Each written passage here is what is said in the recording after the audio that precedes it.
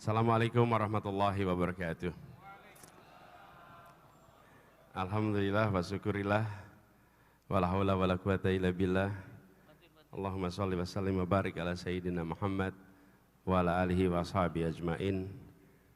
Rabbi shrah li sadri wa yassir li amri wahlul 'uqdatam min lisani yafqahu qawli. Amma ba'du.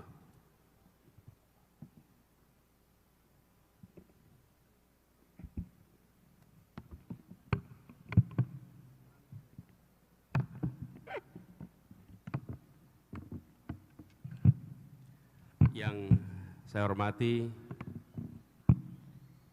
Wakil Ketua Majelis Syuro Bapak Dr. Hidayat Nur Wahid, yang kami hormati Bapak Insinyur Ahmad Heriawan, yang saya hormati Ketua MPP Bapak Insinyur Muslih, Bapak Insinyur Suswono, yang kami hormati Ketua Dewan Syariah Partai Dr.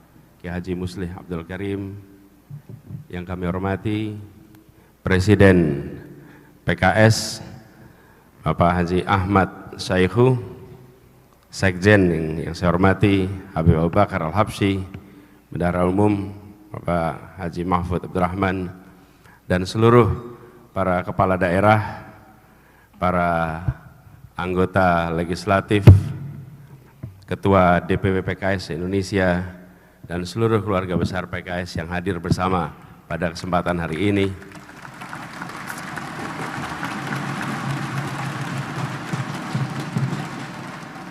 Sungguh berbahagia sekali hari ini kita bersama-sama hadir dalam sebuah kick-off kampanye nasional PKS. Walaupun sebenarnya sudah kick-off sejak beberapa waktu yang lalu. Betul ya Beb ya? PKS sudah keliling, sudah bergerak, mesinnya udah panas ini. Mesinnya udah panas ini. Jadi kalau pemanasan udah panas, tinggal masukin persneling 1 dan langsung melaju dengan cepat.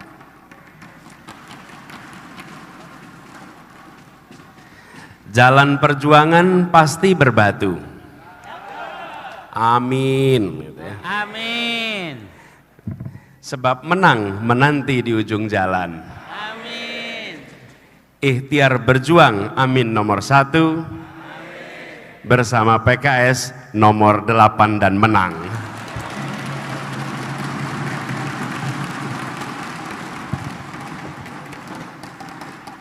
PKS siap tak sedetik pun lalai. Karena pekan depan kampanye dimulai. 15% yakin terlampaui, karena PKS amin saling membersamai.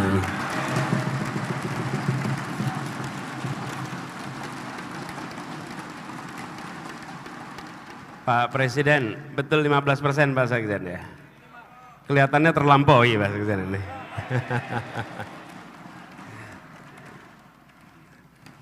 Jadi kami merasa bersyukur sekali bahwa ketika kita berjalan bersama bukan dimulai di 2023, perjalanan bersama sudah mulai di Jakarta. Ini ada Bang Mardani, Pak Khairuddin yang bersama-sama dalam perjuangan di Jakarta kemarin. Nanti insya Allah semua target-target itu terlampaui. Apalagi kita membawa narasi perubahan dan PKS konsisten dalam menjalankan perjuangan untuk keadilan selama bertahun-tahun ini. Jadi kita merasa bersyukur sekali. Saya baru saja tiba kemarin ada acara Hidayatullah di Balikpapan, tadi pagi di Madiun. Saya bersama-sama kemarin dengan Bang Tamsil Lindrung, ini keluarga besar PKS juga yang sedang di sana. Karena beliau keluarga besar Hidayatullah juga kemarin. Nah, dalam kesempatan ini saya dapat tugas untuk bercerita tentang visi misi. Jadi kami akan sampaikan beberapa hal dasar terkait apa yang menjadi agenda kita. Walaupun saya yakin sebenarnya semua para pimpinan, anggota legislatif, calon anggota legislatif sudah selama ini juga berkecimpung di tema yang sama.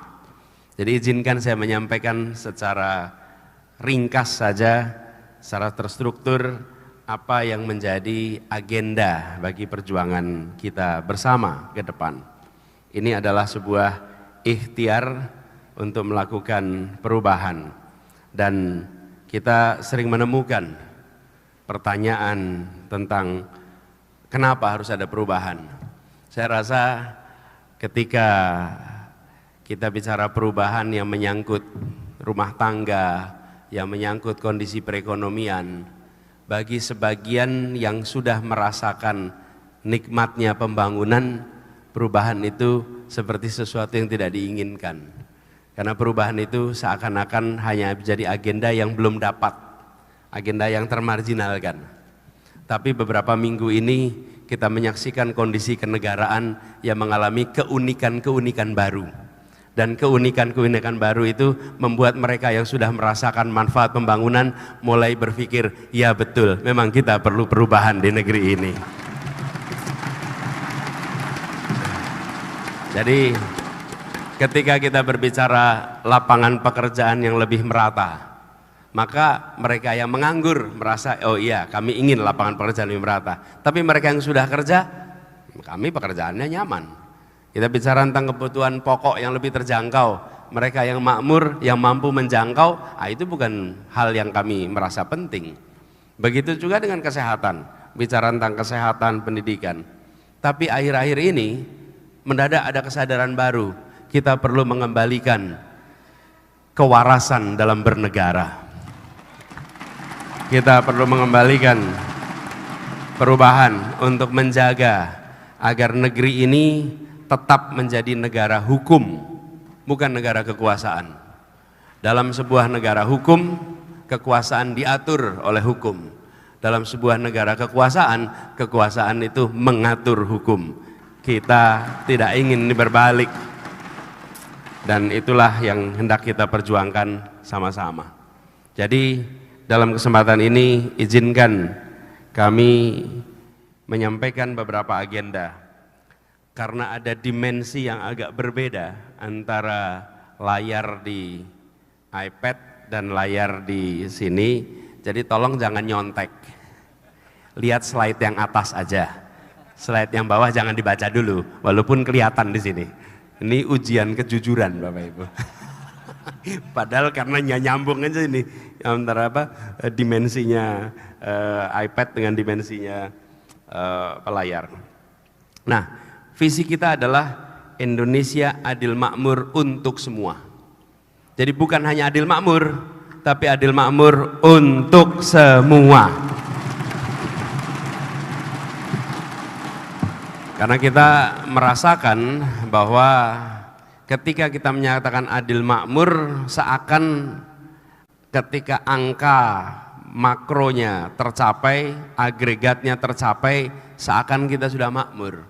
Tapi kalau dipotong siapa yang mendapatkan apa, maka di situ ada ketimpangan.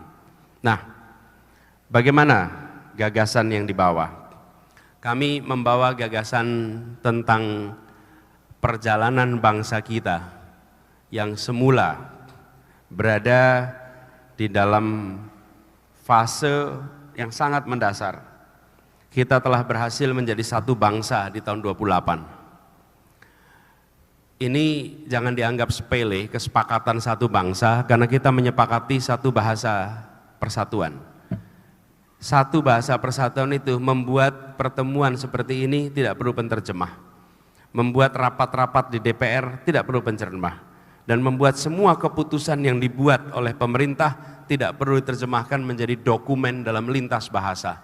Datang ke India diterjemahkan, datang ke Eropa yang 28 bangsa, bahasa resminya 23 bahasa resmi di Uni Eropa. Hal ini nampaknya kecil, tapi karena kita menganggap itu sebagai sesuatu yang sudah lama terjadi dan semua orang bisa bahasa Indonesia, maka sesuatu yang tidak penting. Tidak. Dulu di tahun 30-an di Pasar Senen itu pusat kursus-kursus bahasa Indonesia. Karena anak-anak muda dari mana-mana datang ke Pasar Senen. Waktu itu ada Sultan Takdir dan generasinya itu membuatnya kursus bahasa Indonesia. Karena untuk menjadi Indonesia bukan ditandai dengan hal-hal lain. Cukup dengan bisa berbahasa Indonesia, Anda menjadi Indonesia. Nah, lalu itu satu bangsa. Yang kedua, kita berhasil menjadi satu negara ketika kita merdeka, tahun 45.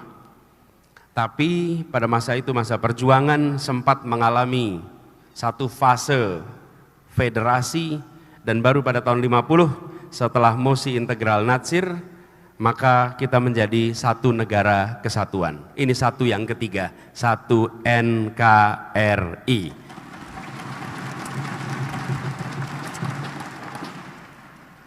Lalu satu yang keempat adalah satu tanah air tahun 57. Karena sampai dengan tahun 57 itu kita masih menyebut yang disebut sebagai Indonesia hanya tanahnya. Air kita, laut-laut kita, Laut Jawa, Laut Arafura, Selat Sulawesi, dan lain-lain. Itu bukan bagian dari Indonesia, itulah perairan internasional. Dimulailah wawasan Nusantara dengan deklarasi Juanda, tapi baru diakui dunia tahun 82, 25 tahun perjuangan, dan yang memperjuangkan, ya betul nih kalau Banjabar tepuk tangan boleh nih Banjabar tepuk tangan ya. Karena yang memperjuangkan itu, yang mendeklarasikannya Juanda, orang dari Tasik, yang mengikhtiarkannya Muhtar Kusumaatmaja, juga dari Banjabar. Jadi gak aneh nih kalau Banjabar tepuk tangan. Nah, tahun 82 kita baru diakui dunia sebagai satu tanah air. Nah sekarang PR kita, yang kita emban misinya, tadi Indonesia adil makmur untuk semua, karena kita ingin nantinya menghadirkan satu kemakmuran bagi seluruh rakyat Indonesia. Kita tidak menginginkan lagi Indonesia yang ada ketimpangan-ketimpangan, yang kemakmurannya jomplang antar wilayah. Ini bukan perjuangan yang sederhana, tapi kita harus memiliki keteguhan untuk mau menjalani perjuangan ini. Bapak Ibu sekalian, ketika saya menceritakan peristiwa dari tahun 28, lalu peristiwa 45, 50, 57, itu 8 menit selesai Bapak Ibu. Tapi bagi yang menjalani dari tahun 28 sampai 45 itu 17 tahun Bapak Ibu sekalian. 17 tahun, Anies menceritakan 5 menit selesai. Dari 45 sampai 82 kita diakui, itu perjalanannya 47 tahun Bapak Ibu sekalian. Dari 45 sampai, jadi ketika kita mengatakan tahun 45, maka kita harus siap-siap ini. Ini perjalanan 22 tahun ke depan. Bila kita kerjakan serius, insya Allah bisa tercapai 22 tahun kemudian. Ini membutuhkan stamina perjuangan. Perjalanan ini dari 28 sampai tahun ini 2023, ya kalau diceritakan 10 menit selesai. Bagi yang menjalani, wih panjang sekali perjalanan ini. Maka itu diperlukan stamina yang kuat. Nah, untuk itu kita memiliki PR Bapak Ibu sekalian, dan kami memiliki usulan visi 8 jalan perubahan menuju satu kemakmuran.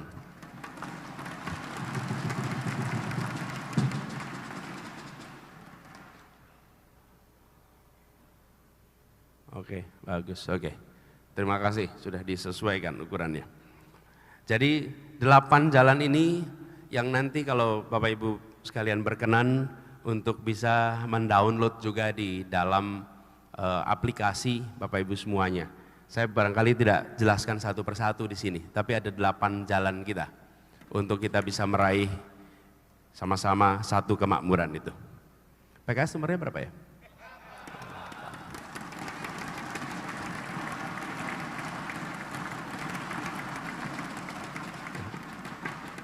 Cuman tanya aja sih. Nah, sebelum barangkali mau sambil mendownload, kami sampaikan linknya. Ini adalah visi dan misi yang bisa Bapak Ibu download bersama, dan dengan mendownload ini nanti Bapak Ibu bisa sama-sama ambil filenya yang harapannya bisa dibaca, bisa menjadi bahan. Tapi satu hal yang pasti, visi misi kita diterjemahkan dalam sebuah dokumen. Dokumennya menyangkut dua aspek. Satu aspek sektor, yang kedua aspek wilayah. Dan bisa dibilang satu-satunya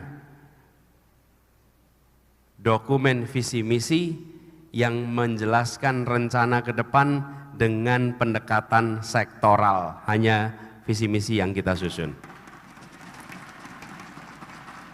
Jadi ada 8 sayap kemajuan, tadi 8 hal, tapi juga tidak kalah penting, selain 8 itu, apa untuk Sumatera, apa untuk Jawa, apa untuk Kalimantan, apa untuk Bali, Nusa Tenggara, apa untuk Sulawesi, Maluku, Papua, kawasan pesisir, kawasan kepulauan, pedalaman. Jadi program itu bukan program sektoral saja, tapi juga teritorial. Karena seringkali kebijakan yang disusun dari pemerintah pusat mengasumsikan Indonesia ini seakan sama, padahal kita punya tantangan yang berbeda-beda. Nah, itu sebabnya visi dan misinya dibuat menjadi 2. Satu adalah terkait tema, tapi kemudian yang kedua terkait dengan teritori. Nah, apa ketimpangan-ketimpangan yang terjadi? Kita menyaksikan pertumbuhan ekonomi yang bervariasi dan pertumbuhan ekonomi yang tidak berdampak besar pada penyediaan lapangan pekerjaan. Bila dilihat Bapak sekalian, mana yang dari Maluku Utara di sini? Ada enggak Maluku Utara? Oke, itu Maluku Utara. Di sana laju pertumbuhan PDB-nya adalah 23%. Tapi penurunan tingkat penganggurannya itu hanya 0,08%. Jadi 1% aja nggak sampai. Dan kalau lihat semua wilayah, penurunan tingkat pengangguran terbuka itu rendah sekali. Kami ingin ini berubah. Lalu kita perhatikan beberapa waktu ini, investasi menanjak, tapi serapan tenaga kerja justru menurun. Bapak Ibu coba perhatikan di slide ini. Yang biru itu adalah investasi sejak tahun 2013 sampai dengan tahun 2022. Apa yang terjadi? Meningkat dari hampir 400 triliun menjadi 1.200. Itu artinya naik 3 kali lipat. Tapi ketika melihat penyerapan tenaga kerja per 1 triliun investasi, maka kita menurun dari 4.500 menjadi 1.100. Artinya investasi kita meningkat, tapi justru efek pada penyerapan tenaga kerjanya menurun. Mengapa ini terjadi? Karena kita tidak mengambil sektor-sektor yang menyerap tenaga kerja. Kita mengambil sektor-sektor yang capital intensif tapi tidak labor intensif. Sebagai contoh, ketika pertambangan itu didorong, maka dia hanya menyerap 1% tenaga kerja. Tapi kalau kita mendorong di sektor pertanian dan manufaktur, maka akan terjadi peningkatan 44%. Jadi kita melihat ini sebagai sebuah langkah yang perlu kita lakukan ke depan. Apa yang kita ingin dorong Bapak Ibu sekalian? Kita ingin agar kualitas SDM kita meningkat secara drastis. Bapak Ibu mohon berkenan melihat peta ini. Di Jawa dan Sumatera tahun 2013 IPM-nya 69,8. Ini angka paling kiri bawah. Lalu kita lihat Kalimantan, Bali, Nusa Tenggara, Sulawesi, Maluku, Papua tahun 2022 angkanya 69. Apa artinya? 2013 di Jawa Sumatera sama dengan 2022 di luar Jawa Sumatera. Ini membahayakan. Keterlambatannya 10 tahun. Bukan soal angkanya selisih 4 poin. Bukan, tapi untuk menaikkan angka 4 poin itu dibutuhkan 10 tahun waktu. Jadi ketinggalan jangan dipandang berapa poin, tapi ketinggalan berapa tahun. Bila ini tidak diselesaikan, maka tadi pertumbuhan ekonomi timpang, penyediaan lapangan pekerjaan timpang, lalu kualitas SDM-nya timpang, maka bila kita bicara persatuan Indonesia, maka menjaganya akan amat sulit sekali. Akan sangat sulit sekali. Bapak Ibu sekalian, ingat balkanisasi.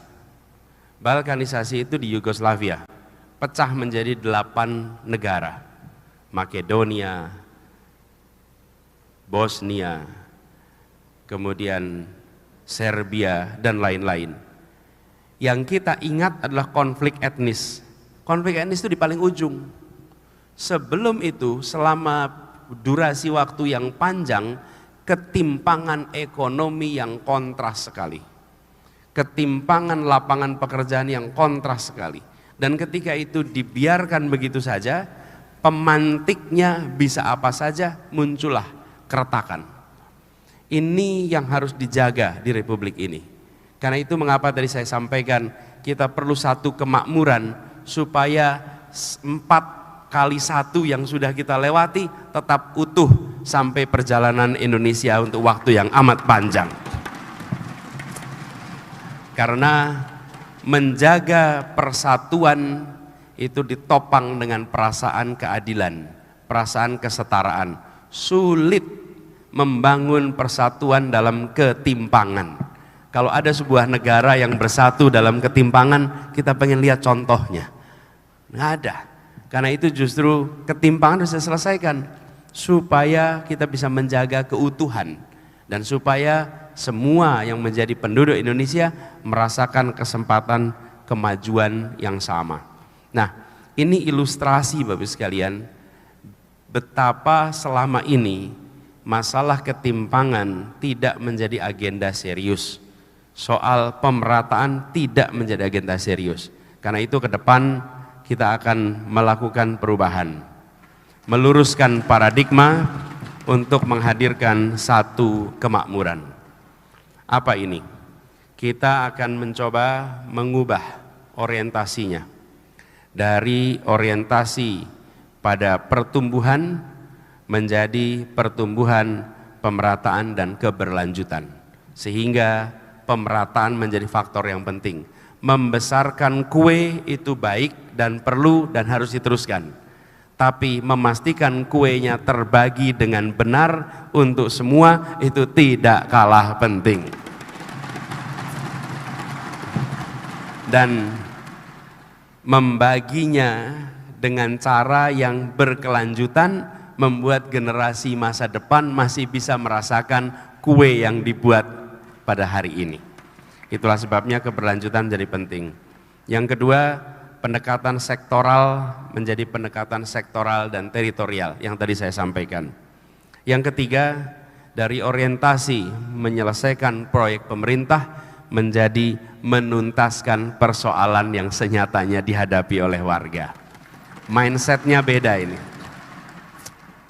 Nah, ini semua Bapak sekalian membutuhkan perubahan yang cukup serius.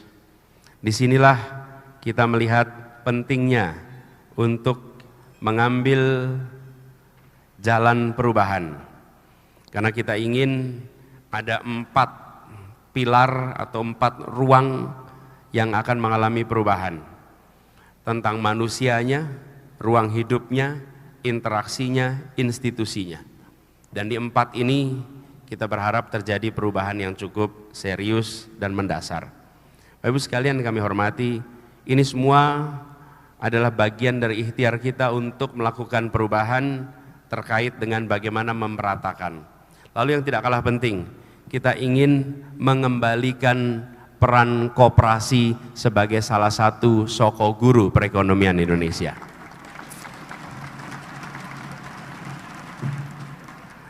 Kita ingin mendorong penggunaan dan modernisasi usaha koperasi.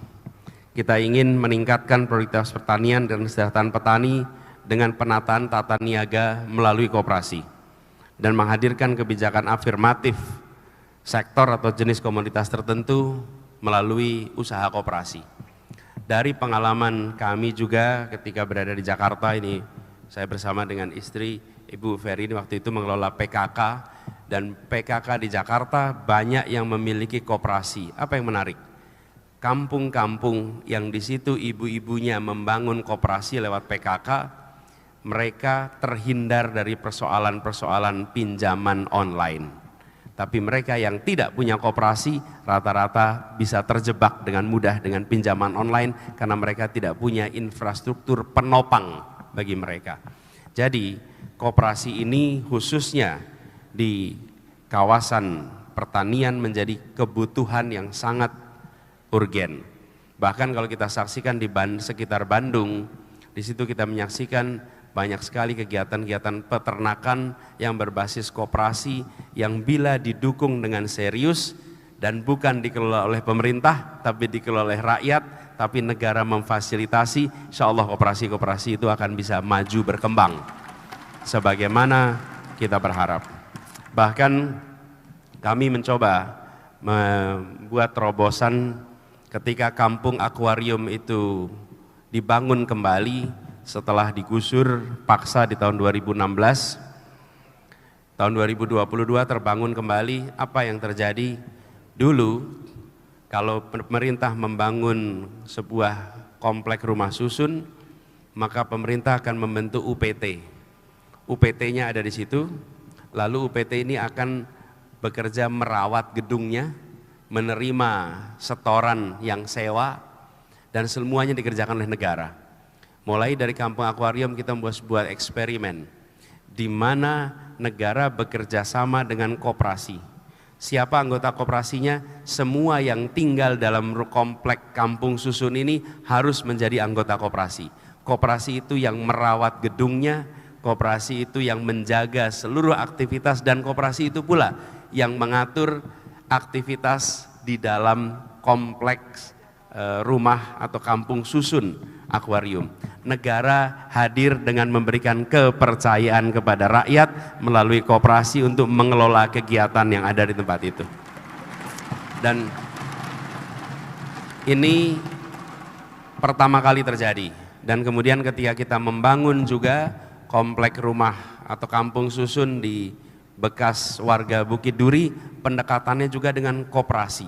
Dan kami sering sampaikan, mereka-mereka yang tinggal di sana bisa saja secara sosial ekonomi masih rendah, tapi bukan berarti komitmen kejujuran mereka rendah, bukan berarti komitmen kerja mereka rendah. Justru mereka memiliki kemampuan untuk bekerja bersama, kemampuan untuk bisa mandiri, dan disiapkan institusi koperasi, negara bisa membantu lewat institusi koperasi ini.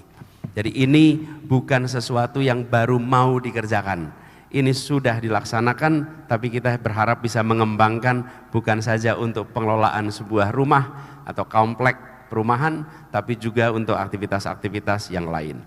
Ini adalah satu ikhtiar kita bagaimana membuat kerjasama, kolaborasi di tingkat masyarakat melalui institusi koperasi akan bisa kita hidupkan kembali.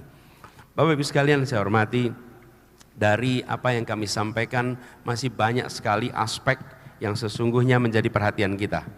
Kalau kita perhatikan di sini ada begitu banyak aspek yang kita hendak bahas. Waktu tidak memungkinkan untuk membahas semuanya. Tapi kami ingin sampaikan Bapak sekalian dalam kesempatan ini bahwa penyusunan kebijakan harus mendasarkan kepada ideologi. Bila kebijakan di level nasional tanpa ideologi, maka KL, kementerian, lembaga akan bergerak tanpa arah. Mereka akan bergerak dengan arahnya sendiri-sendiri. Dan kemudian pemerintah, provinsi, kabupaten, kota akan bergerak dengan jalannya sendiri-sendiri. Kenapa? Karena tidak ada garis ideologi yang diterapkan dari tingkat pimpinan nasional. Saya sering sampaikan di dalam pertemuan-pertemuan, bila kita memimpin 20 orang, maka kita beri tugas setiap orang, tugasnya A, B, C, D, 20 orang. Bila kita memimpin 200 orang, maka kita memimpin dengan membangun struktur organisasi dengan membangun SOP, dengan menerapkan target. Tapi kalau memimpin 200.000 orang atau 200 juta orang, maka memimpinnya menggunakan nilai dan ideologi. Karena dari situ kemudian diturunkan menjadi struktur organisasi, diturunkan menjadi kegiatan, dan diturunkan menjadi tugas-tugas. Ini yang hendak kita pegang. Apa ideologi yang kita ingin pegang? Kita ingin mengembalikan pada tujuan awal Republik ini. Republik ini didirikan untuk sebuah tujuan akhir yang tegas, yaitu menghadirkan keadilan sosial bagi seluruh rakyat Indonesia.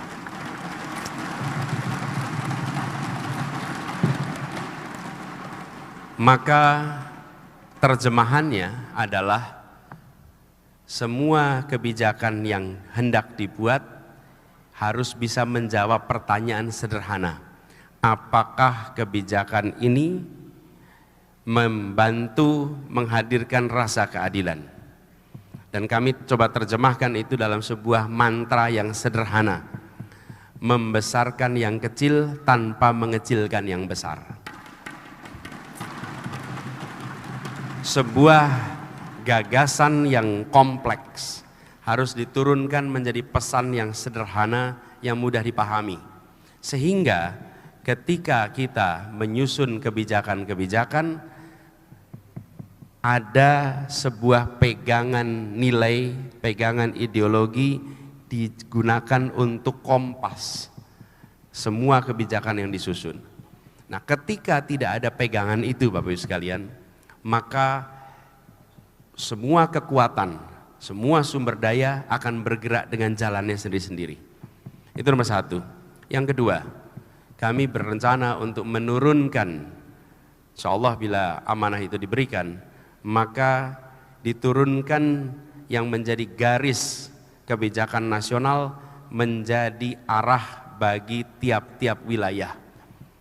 Hari ini kita-kita yang bertugas di daerah, saya pernah merasakan bertugas di eksekutif pemerintah pusat dan kemudian bertugas di eksekutif pemerintah daerah. Pak Aher juga pernah merasakan kita memimpin di daerah.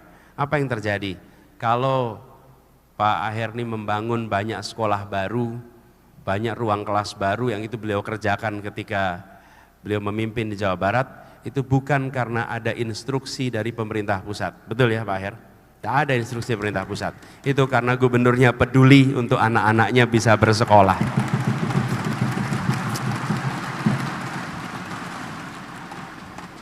Jadi kalau ditanya kenapa Pak Aher membuat itu, bukan karena guideline dari pusat, tapi karena gubernurnya peduli.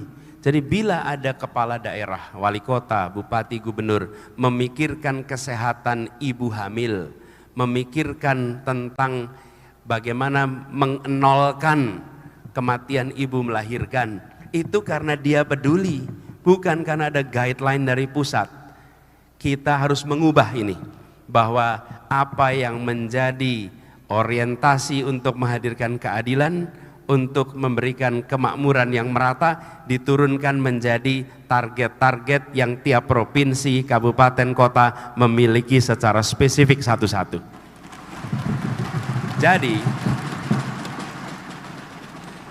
Jadi bupati, wali kota, gubernur punya pegangan dari pemerintah pusat apa yang harus dicapai, apa yang harus dikerjakan, di samping RPJMD yang disusun di daerahnya masing-masing.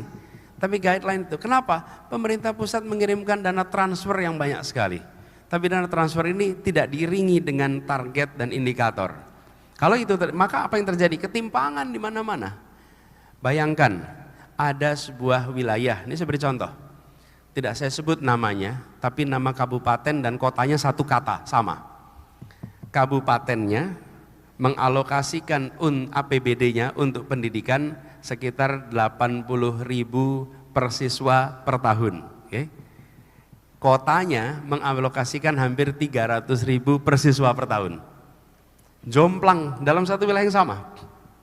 Dan bila dibandingkan dengan daerah lain, kita akan ketemu itu, di mana media luput memperhatikan, sosial media tidak memperhatikan, masyarakat setempat tidak memperhatikan betapa kabupaten, kota, dan provinsi itu tidak memberikan porsi yang cukup untuk alokasi pendidikan. Nah, ini luput, tapi bila ada guideline dari pusat, itu sebabnya kami merasa penting sekali. Nomor satu ada ideologinya, yang kedua terjemahan teknokratisnya. Dengan begitu, maka apa yang menjadi target nasional bisa nyambung dengan target di tiap-tiap daerah, dan itu disambungkan dengan transfer yang dikirim ke daerah. Insya Allah dengan cara seperti itu, maka adil makmur untuk semua benar-benar bisa kita laksanakan.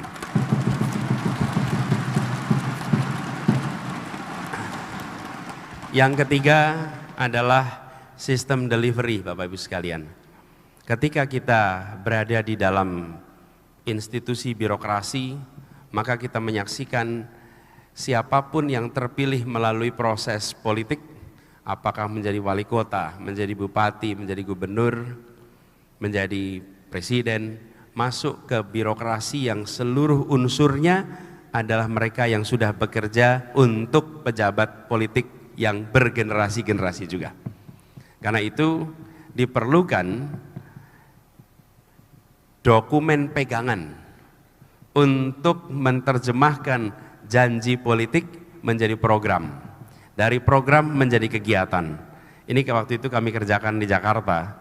Apa yang menjadi 23 janji pada saat kampanye itu diterjemahkan menjadi lebih dari 150 program, dan 150 program itu diterjemahkan menjadi lebih dari 1000 kegiatan.